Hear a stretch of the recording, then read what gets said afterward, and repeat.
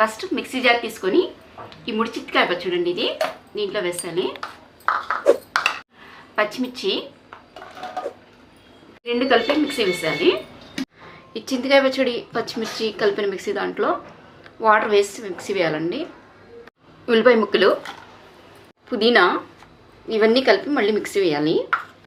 ఇలా అన్నీ వేసి మిక్సీ వేసినాక ఇలా ఉంటుందండి. కొంచెం కచ్చా పచ్చిగానే ఉండాలి. ఇప్పుడు పోపు పెట్టేసాలి.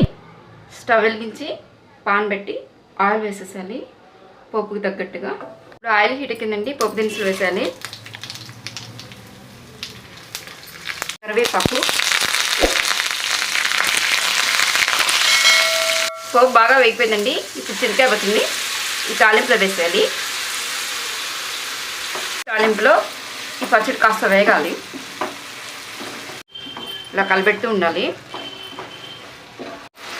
బాగా వేగిపోయిందండి. ఇలా వేగడం వల్ల నిలుగుంటుంది. ఇలా బాండి విడేసినాక స్టవ్ ఆపేసేయాలి. స్టవ్ ఆపినాక ఈ సన్నగా తరుక్కున్న దోసకాయ ముక్కల్ని దీంట్లో కలిపేసేయాలి. పచ్చిమి దోసకాయ ముక్కలతో చింతకాయ పచ్చడి రెడీ అయిపోయిందండి.